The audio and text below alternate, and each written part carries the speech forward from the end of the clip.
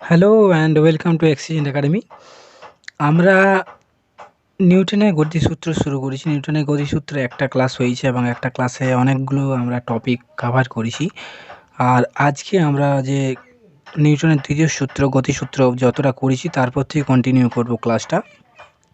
যারা কালকের ক্লাসটা দেখোনি কালকের ক্লাসটা দেখে নাও, কারণ যদি আগের টপিকটা তোমার ক্লিয়ার থাকে তাহলে তোমার আজকে যে ক্লাসটা করবে সেটা বুঝতে পারবে ঠিক। আর ফিজিক্সের ক্ষেত্রে তোমাদেরকে বলেইছি আমি ইন্টারকানেক্টেড, কারণ তোমরা যখন ফিজিক্সে নিউটনের ল পড়ছো বা 2D মোশন পড়েছো তোমরা তখন দেখতে পাচ্ছ যে 1D মোশনের সাথে অনেকটা মিল আছে। প্লাস যখন নিউটনের গতিসূত্র পড়ছো তখন যে নির্দেশতন্ত্র ফ্রেম অফ রেফারেন্স সেটাও পেয়েছো তোমরা, ঠিক সেরকমই ফিজিক্সের ক্ষেত্রে আগে ক্লাসগুলো না দেখলে পরে ক্লাসগুলো বোঝা অসুবিধা হয়ে যায়। তা দেখো, তোমরা যারা এখনও অবধি টেলিগ্রাম চ্যানেলে একটা চ্যানেল তৈরি করে দিয়েছি, ঠিক তা @এক্সিডেন্ট একাডেমি এই যে চ্যানেলের যেটা নাম সেটা সার্চ মারবে, গিয়ে চ্যানেলটাতে গিয়ে অ্যাড হয়ে যাবে। তোমাদের যে হোমওয়ার্কগুলো যে রয়েছে সেগুলো ওখানে আমি আপলোড করি, ঠিক দেখো। আজকে আগের দিন আমরা লাস্ট কোথায় করেছি, যে এই ম্যাথটা করে আমরা আগের দিন ক্লাসটা শেষ করেছিলাম যে 5 কেজি ভরের একটি বস্তু 10 মিটার পার সেকেন্ড বেগে নিয়ে গ্যাস চলছে, বস্তুটিতে 20 সেকেন্ড পর থামলে কত বল প্রয়োগ হবে। এখানে আমরা আগের ম্যাথটা করেছি m সমান 5 কেজি, u সমান 10 মিটার, t সমান 20 সেকেন্ড, f সমান m এ আমাদেরকে বলটা বের করতে হয়েছিল। আমরা বল বের করতে গেলে আমাদের মাস এবং অ্যাক্সিলারেশন দুটোই বের করতে হয়। আমাদের মাসটা দেওয়া ছিল কিন্তু অ্যাক্সিলারেশনটাও দেওয়া ছিল না। অ্যাক্সিলারেশনটা আমরা এই সূত্র থেকে বের করেছি। কেন এই মন্দনের সূত্রটা কেন ইউজ করেছি, কারণ বলছে 20 সেকেন্ড পর থামলো। যদি গাড়িতে থামতে যায় তাহলে কি হয়, বেগটা কমিয়ে থামতে হয়, অর্থাৎ সেটা মন্দন। সেটা কিন্তু এই অ্যাক্সিলারেশনের মধ্যে পড়ে না, ওটা মন্দনে পড়ে, ঠিক দেখো। আজকে যেটা শুরু করছি, আজকে তোমাদেরকে যে বল বা ফোর্স যেটা পড়েছিলাম এফ সমান এম এ, যেটা পড়েছিলাম এফ সমান এম এতে দেখো এই যে ফোর্সটা এফ সমান, এটা দুটো একটা ভেক্টর রাশি, তাই তো এফ সমান হয় একটা ভেক্টর রাশি, এবং এই ভেক্টর রাশি যেটা এফের সেটার ইউনিট বা মাত্রা একক, যেটা এককটা দুটো একক হয়, একটা তোমার সিজিএস এককে এবং এসআই এককে। দেখো এফ সমান কি হয়, এফ সমান হয় এম ইন্টু এ, এবং এম সমান কি, এম সমান হয় মাস, আর অ্যাক্সেলারেশন সমান হয় এ সমান হয় অ্যাক্সেলারেশন। এম সমান হয় ভর ইন্টু অ্যাক্সেলারেশন, মানে কি হয় বেগ বাই সময়, ঠিক আছে। তাহলে আমাদের এইটা যেটা এম এবং বেগ, সেটা আমরা কি করি, এই অ্যাক্সেলারেশনটা সেটা বেগ বাই সময়, অর্থাৎ ভি বাই টি। এইটাকে যদি আমরা করতে যাই সেটা আমাদের কি দাঁড়াচ্ছে, সিজিএসে দাঁড়াবে আমাদের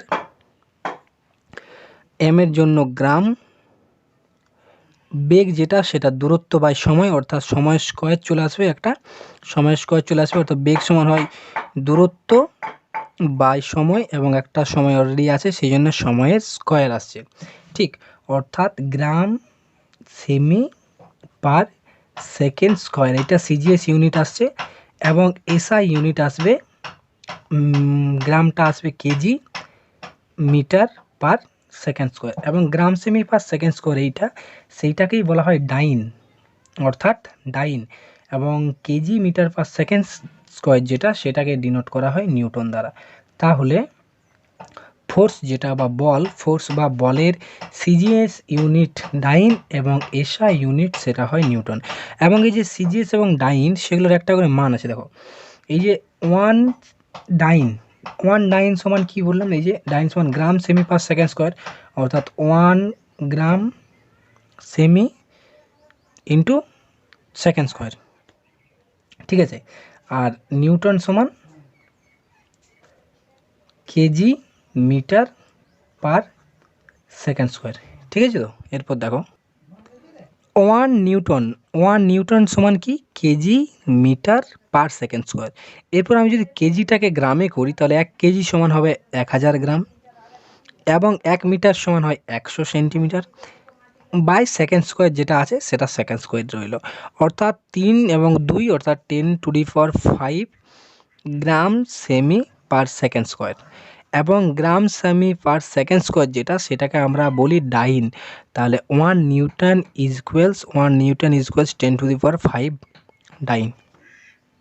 ঠিক এইটা নিউটন এবং ডাইনের মধ্যে সম্পর্ক। নেক্সট যেটা টপিক আছে সেটা তোমার বলের দিক।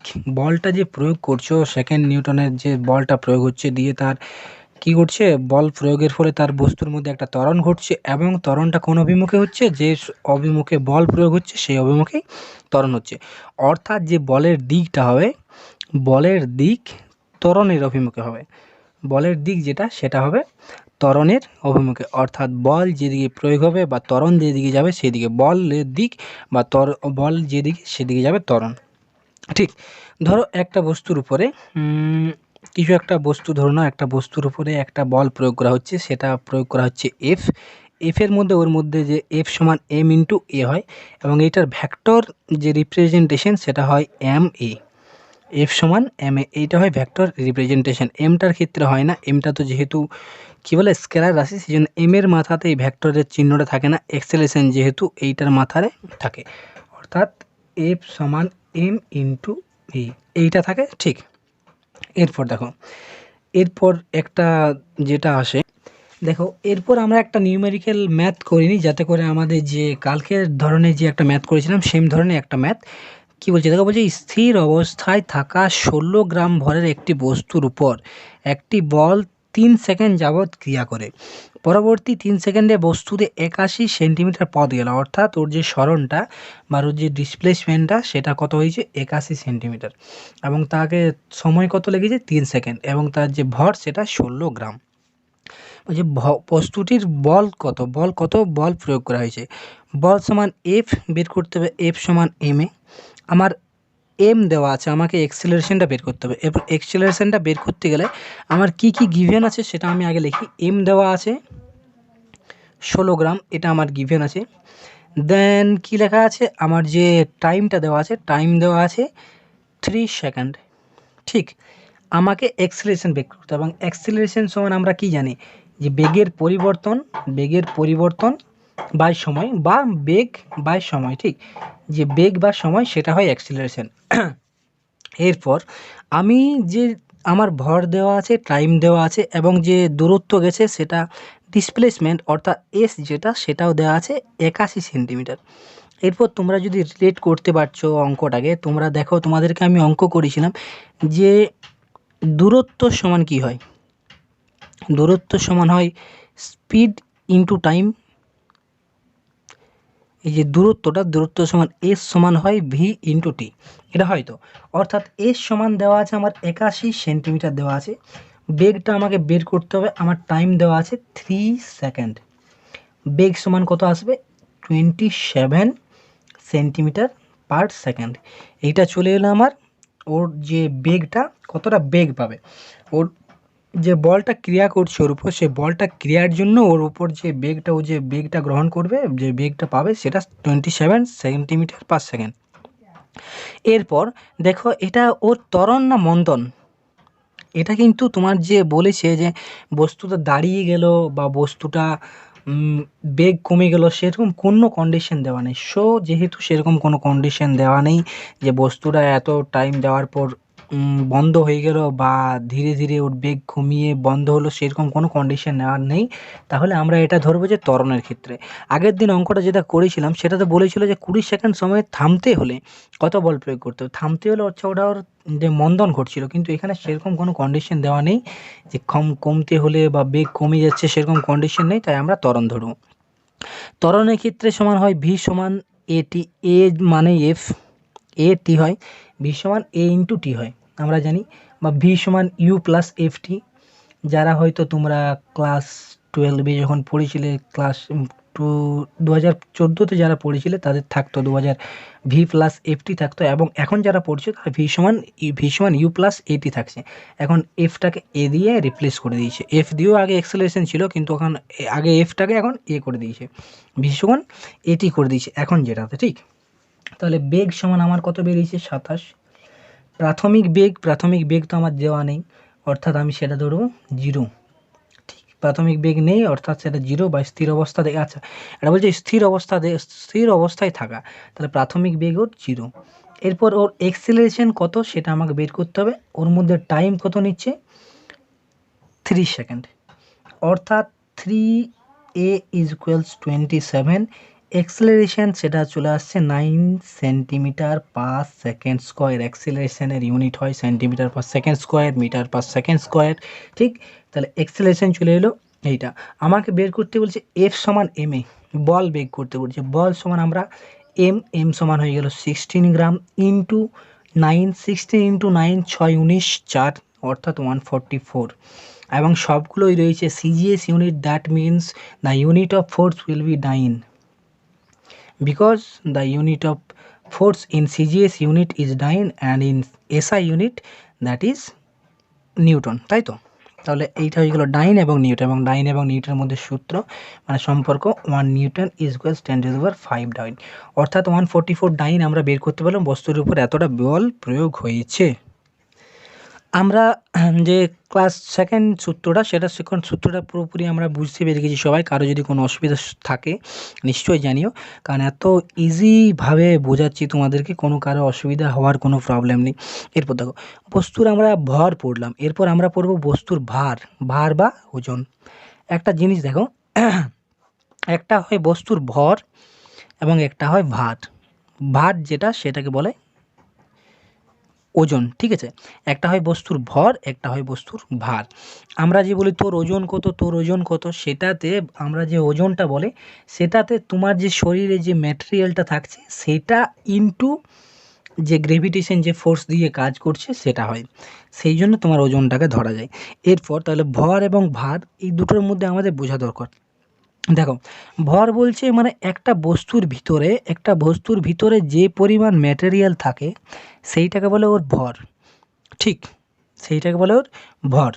এরপর এবং ভার কাকে বলে, ভার বলে যে সেই পরিমাণ বস্তু যে পরিমাণ ম্যাটেরিয়াল থাকে ইনটু তার সাথে যদি আমি গ্র্যাভিটেশন ফোর্স অ্যাড করে দিই, দ্যাট ইজ ভার বা ওজন। অর্থাৎ তুমি যদি ধরে নাও যে তোমার যে শরীরটা, তোমার শরীরের মধ্যে তোমার যে মেটেরিয়াল আছে অর্থাৎ রক্ত মাংস হাড় এইসব মিলে যে তোমার মেটেরিয়ালটা আছে সেইটা হয়ে গেল তোমার ভর। এবং তোমার যেটা ভার, ভার সমান হচ্ছে তোমার যে ভর সেটার সাথে তোমাকে গ্র্যাভিটেশন অর্থাৎ পৃথিবী যে শক্তি দিয়ে টানছে অর্থাৎ 9.8 মিটার পার সেকেন্ড স্কোয়ার এবং 980 সেন্টিমিটার পার সেকেন্ড স্কোয়ার যে বল দিয়ে টানছে সেইটাকে গুণ করলে তোমার সেটা ভার হয়। বুঝতে পারলে? একটা বস্তুর মধ্যে, একটা পাথরের মধ্যে জিনিস আছে 5 কেজি, 5 কেজি ওর ম্যাটেরিয়াল আছে, কিন্তু 5 কেজি ম্যাটেরিয়ালটাকে দেখ পৃথিবীর যে পরিমাণ বল দিয়ে টানছে সেটা হয়ে যায় 5 ইন্টু জি, এইটা ওর হয়ে যায় ওজন। বস্তুর ভর যেটা সেটা কোনো দিন পাল্টায় না। আমি এখন এখানে আছি, আমি বস্তুটাকে আমি আমার বা এই পাথরটাকে আমি যদি চাঁদে নিয়ে যাই, ওর ভিতরে যে মেটেরিয়ালটা আছে বা যে ওর উপাদানটা আছে, উপাদানটা তো কোনো চেঞ্জ হবে না। উপাদানটার মধ্যে ওর যে কিছু চেঞ্জ হবে, আমি যদি পৃথিবী থেকে ওকে যদি চাঁদে নিয়ে যাই, চাঁদে নিয়ে গেলে ওর মধ্যে মেটেরিয়ালটা সেটা চেঞ্জ হবে না, সেই মেটেরিয়ালটাই থেকে যাবে। অর্থাৎ যে বস্তুর ভর হয় সেটা পাল্টায় না, কিন্তু যে ভারটা বা ওজনটা সেটা পাল্টে যাবে। কেন? কারণ যে বস্তুর ভার বা ওজন সেটা ডিপেন্ডস অন গ্র্যাভিটেশন ফোর্স। তাহলে চাঁদের যে গ্র্যাভিটেশন ফোর্স কী হয়, পৃথিবীর 1/6 হয়, মানে পৃথিবীর যে গ্র্যাভিটেশন ফোর্স তার থেকে 1/6 ভাগ হয়। মানে তোমার যে ওজনটা হবে সেটা তোমার ওখানে 6 গুণ কম হবে, তোমার ওজনটা ওখানে গিয়ে তোমার ওজনটা 6 গুণ কম হবে। কিন্তু তোমার যে ভরটা, সেই ভর হচ্ছে ধ্রুবক। ভরটা কোনো জায়গাতে ইউনিভার্সে যেখানেই তুমি যাও বা একটা পাথরকে 5 কেজি পাথর ওজনের একটা বস্তুকে তুমি যেখানেই নিয়ে যাও ওর ভর পাল্টায় না, ভরটা কোনো দিন পাল্টায় না। কিন্তু যে ভার বা ওজনটা সেটা পাল্টে যায়। কেন? কারণ ভার বা ওজন depends on gravitation force. So যার গ্র্যাভিটেশন ফোর্স বেশি, যে গ্রহতে গ্র্যাভিটেশন ফোর্স বেশি হবে তার ওজন বেশি হবে, যার গ্র্যাভিটেশন ফোর্স কম হবে তার বস্তুটাকে যদি সূর্যে নিয়ে যায়, সূর্যের গ্র্যাভিটেশন ফোর্স একেবারে খুব বেশি, অর্থাৎ সেটা প্রচণ্ড বেশি হয়ে যাবে। অর্থাৎ যারা তোমরা মোটা বা যারা তোমরা পাতলা তারা কোনো দুঃখ করার দরকার নেই, তোমরা ভুল প্ল্যানেটে চলে এসছো। তোমরা পাতলা বা ধুলা, তোমরা মোটা বা পাতলা না, তোমরা ভুল প্ল্যানেটে আছো। তোমরা কোথায় আছো? তোমরা ভুল প্ল্যানেটে আছো, এই প্ল্যানেটে তোমাদের থাকার নয়। যারা ভাবছো মোটা তাদের অন্য প্ল্যানেটে থাকা দরকার, যারা পাতলা তাদেরও অন্য প্ল্যানেটে থাকা দরকার, ঠিক। তাই ভর এবং ভারের মধ্যে যে কনসেপ্টটা সেটা বুঝতে পারলে। নেক্সট একটা থাকে, একটা জিনিস যে মনে রাখবে, কোনো বস্তুর যত যার ভর হয়, বস্তুর যে ভরটা যার যত বেশি হয় তার উপর তার জাড্যতা বেশি হয়। এই জিনিসটাকে ক্লারিফাই করার জন্য একটা জিনিস দেখো, ধরো এই একটা কলম এবং এই একটা কলম, এই একটা কলম, আচ্ছা এই একটা কলম ধরলাম এবং আমি ধরলাম এই খাতাটা, অর্থাৎ ঠিক এই খাতাটা এবং এই কলমটা ধরলাম। ধরো কলমটার ওজন হয়তো 0.5 কেজি, হয়তো হয়তো বা কুড়ি গ্রাম বা 10 গ্রাম, কিন্তু খাতাটার ওজন একটু বেশি। আচ্ছা আমি এইভাবে বুঝেছি যে ধরো এই একটা কলম, পেন, ঠিক, এই একটা পেন এবং এই একটা বুক, বা একটা মোটা কিছু একটা জিনিস, এর মনে করো ওজন তোমার 20 গ্রাম, কিন্তু এর ওজন 50 গ্রাম। এরপর এই বস্তুটাকে অন্য জায়গায় সরাতে, যে পরিমাণ বল প্রয়োগ করতে হবে, একে অন্য জায়গায় সরাতে তার থেকে একটু বেশি বল প্রয়োগ করতে হবে, তাই তো? তাকে একটু বেশি বল প্রয়োগ করতে, অর্থাৎ বস্তুর যত বেশি ভর হয় তার জাড্যতাও বেশি হয়। জাড্যতা কী জন্য হচ্ছে? যে স্থির জাড্য, বস্তুটা তার ভরের জন্য যে জাড্যতা পেয়েছে, স্থির জাড্যতা পেয়েছে, সেটাকে হাঁটাতে, কলমটাকে হাঁটাতে যে পরিমাণ বল প্রয়োজন হবে তার থেকে একটু হলেও বেশি পরিমাণ বল একটা যে খাতাকে হাঁটাতে তার থেকে বেশি লাগবে। কারণ ওর যে ভরটা কলমটার থেকে বেশি, অর্থাৎ যে বস্তুর ভর বেশি হয় সেটা তার জাড্যতাকেও রিপ্রেজেন্ট করে, তার জাড্যতাও বেশি হয়, অর্থাৎ বস্তুর ভরেই তার জাড্যের মান নির্দেশ করে। বস্তুর ভর তার জাড্যতা নির্দেশ করে। ঠিক কালকে তোমাদেরকে বলেছিলাম যে একটা তোমার মোটা বন্ধু দৌড়ে আসছিল এবং একটা পাতলা বন্ধু দৌড়ে আসছিল, একে আটকাতে তোমার যে বল প্রয়োজন হবে, একে আটকাতে ততটা বল প্রয়োজন হবে না। কেন? তার যে ভরবেগটা এ পাচ্ছে তার থেকে অনেক কম পরিমাণে ভরবেগ এ পাচ্ছিল, তোমার পাতলা বন্ধুটা পাচ্ছিল। মোটা বন্ধুটা যে পরিমাণ ভরবেগ পাচ্ছিল তার থেকে এই পরিমাণ কম ভরবেগ পাচ্ছিল, সেই জন্য একে আটকাতে বেশি বল প্রয়োগ করতে হবে, কিন্তু একে আটকাতে কম প্রয়োগ করতে হবে। সেরকমই এখানেই বলছে যে এর ওজন যেহেতু কম সেই জন্য এর জাড্যতা কম, এবং এর যে ওজন বেশি সেই জন্য এর জাড্যতা বেশি। ঠিক, এরপরে একটা জিনিস আছে যেটা আসে বলের ঘাত। দুটো জিনিস, একটা জিনিস মাথায় রাখবে, একটা হয় বলের ঘাত এবং একটা হয় ঘাত বল। দুটো কিন্তু সেম, আলাদা জিনিস, একেবারে আলাদা। একটা বলের ঘাত, এবং হয় একটা ঘাত বল। ঠিক, বলের ঘাত কাকে বলে? প্রথমে দেখো বলের ঘাতটা দেখাচ্ছি। বলের ঘাতের ক্ষেত্রে কি হয়, যে কিছু একটা বস্তুর ওপর, ধরো এই একটা বস্তুটার যে আমি বস্তুটার ওজন ধরে নিলাম গ্রাম, এই বস্তুটার উপর কিছু একটা বল প্রয়োগ করা হচ্ছে, একটা স্থির মানের বল, এবং যেটা প্রয়োগ করা হচ্ছে সেটা এফ মানের বল প্রয়োগ করা হচ্ছে এর উপর, এবং যে বল ক্রিয়া করে তার ফলে যে ওর বলের মান এবং যে যতক্ষণ ধরে কাজ করছে সেইটার গুণটাকে বলে বলের ঘাত। বস্তুর উপর যে এফ বল প্রয়োগ করছে এবং যে সময় ধরে মানে বলটা ইউজ করা হচ্ছে ওর উপরে, সেইটাকে ওর বলের ঘাত বলে। ঠিক, এইটা হয়ে গেল ওর বলের ঘাত। বলের ঘাত তাহলে কি, মানে কোনো বস্তুর উপর যে পরিমাণ বল প্রয়োগ করা হয় এবং যতটা সময় ধরে ব্যবহার করা হয়, বলটা প্রয়োগ করা হয়, তার দুটোকে গুণ করলে সেটার বলের ঘাত হয়। এবং ঘাত বল কাকে বলে? খুব বেশি পরিমাণ বল কোনো একটা বস্তুর উপরে তাৎক্ষণিকের জন্য ইউজ করলে সেটা ঘাত বল হয়। আগে বলের ঘাতটা কনসেপ্টটা দেখো। বলের ঘাত কি বললাম? বলের ঘাত যে ওর বলটা ইনটু এর সময়টা, সেটা হয় বলের ঘাত। এরপর এফ ইনটু টি যেটা, সেটাকে আমি কি লিখতে পারি? যে এফ সমান হয় ma ইনটু টি, লিখতে পারি, কোনো অসুবিধা নেই। এরপর দেখো বলের ঘাত থেকে তোমার যে ভরবেগের কনসেপ্টটা আসবে, এটা তোমাদের বোঝা দরকার। এফ ইনটু টি যেটা বলের ঘাত বেরিয়ে গেল, বল ইনটু সময়, সেটা কি? এফটাকে আমি এফের জায়গায় লিখলাম ma এবং টি এর জায়গায় টি লিখে দিলাম। এরপর এম ইনটু অ্যাক্সিলারেশন সমান কি হয়? অ্যাক্সিলারেশন যেটা, সেটা হয় যে অন্তিম বেগ মাইনাস প্রারম্ভিক বেগ বাই সময়, সেইটাকে বলে অ্যাক্সিলারেশন।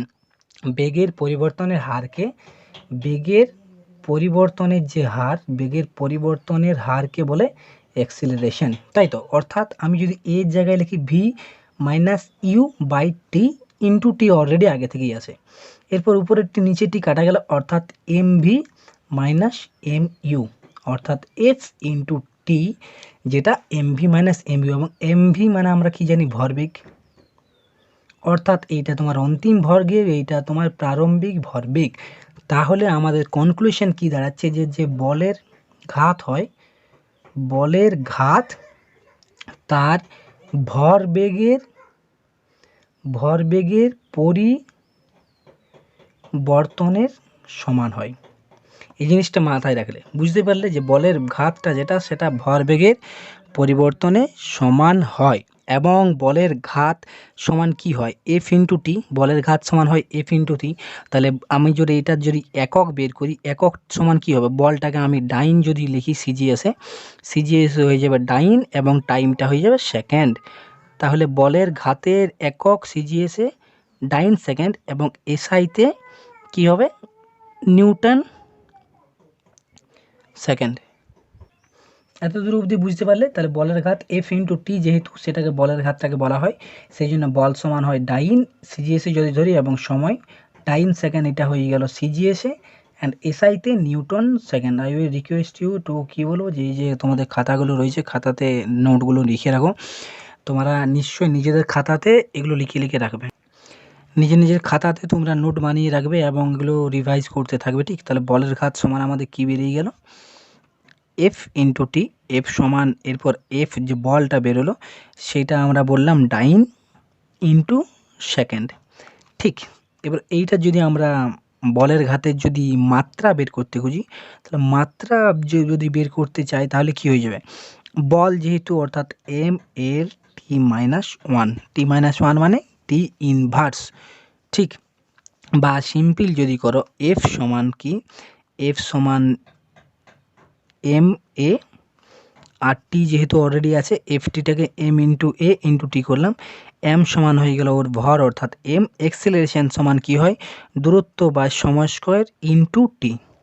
এই জন্যে আমি ডিরেক্ট লিখেছিলাম L N T minus one, অর্থাৎ এম এল টি দিয়ে এই টুটাকে যদি কেটে দিই টি একটা উপরে চলে আসবে, টি ইনভার্স, এইটা হয়ে গেল ওর মাত্রা, বলের ঘাতের মাত্রা। এবং ঘাত বল, যেটা ঘাত বলটাকেও তোমাদের বুঝে নেওয়া দরকার, যে একটা বৃহৎ পরিমাণ বল যদি হঠাৎ করে কোনো একটা বস্তুর জন্য তাৎক্ষণিকের জন্য খুব অল্প সময়ের জন্য কাজ করে, সেটাকে বলে ঘাত বল, সেটাকে বলে ঘাত বল। নিশ্চয়ই ঘাত বল এবং বলের ঘাতের পার্থক্য আসতেই পারে। অর্থাৎ একটা যদি পেরেকের উপর যদি হাতুড়ি মারা হয়, সেটা সামান্য সময়ের জন্য ব্যবহার হয়তো, সেটা হয়ে গেল ঘাত বল। বা একটা যদি ফুটবলকে কিক করা হয়, ফুটবলটাকে কিক করার সাথে সাথে কিক করলে অর্থাৎ সঙ্গে সঙ্গে মারার পরেই বলটা ছুটে চলে গেল, অর্থাৎ সেটা সামান্য সময়ের জন্য ব্যবহার হলো বলটা, সেটাও ঘাত বল। বা একটা ক্যারাম খেলার সময় স্ট্রাইকার দিয়ে মারলে সেটাও খুব কম সময়ের জন্য ব্যবহার হয়, সেটাও কিন্তু ঘাত বলের উদাহরণ। বা কোনো একটা লোক যদি ভূপৃষ্ঠের উপর যদি লাফ মারে, ধরো একটা উঁচু সারফেসে আছে, সেখান থেকে লোকটা ঝাঁপ মারলো, অর্থাৎ যে ঝাঁপ মারার সাথে সাথে বলটা যে প্রয়োগ হলো একটুক্ষণের জন্য, সেইটা ঘাত বল বলে, অর্থাৎ খুব একটা সময়ের জন্য ঘাত বল, ঠিক? এবং বলের ঘাত যেটা, সেটা তোমাদের যেহেতু এটা একটা ভেক্টর রাশি, বলের ঘাতটা ভেক্টর রাশি, ঠিক? এরপর দেখো তোমাদের এত দূর অবধি কনসেপ্ট ক্লিয়ার হয়ে গেছে, ঠিক? এরপর আমি তোমাদেরকে যে এই যে ম্যাথ, বলের ঘাত বল, সেকেন্ড নিউটনস ল, এগুলো যে রিলেটেড যে ম্যাথগুলো বা নিউমেরিক্যাল যে ম্যাথগুলো, সেগুলো টেলিগ্রামে তোমাদের ভিডিওটা দেওয়ার 2-5 মিনিট পরে হয়তো আপডেট দিয়ে দেবো, হ্যাঁ তোমরা এগুলো রিভাইজ করো। আর খাতাতে যেগুলো লিখিয়ে দিলাম সেগুলো দেখে করতে থাকো, একদম খাতাতে পরিষ্কার করে সুন্দরভাবে লিখিয়ে রাখবে সব ইউনিট, ডাইমেনশন, মাত্রা সব কিছু। কালকে আমরা থার্ড লজ অফ মোশন পড়বো, পড়বো ভরবেগের সংরক্ষণ সূত্র, এবং পড়বো আমরা তৃতীয় ল, এবং লিফটের ক্ষেত্রে যে বস্তুর গতি হয় বা মানুষের যে গতি হয়, সেটা তো আমরা পড়বো, ঠিক আছে? তো আজকের মতো এখানে রইলো, ঠিক? ওকে দেন, থ্যাংক ইউ।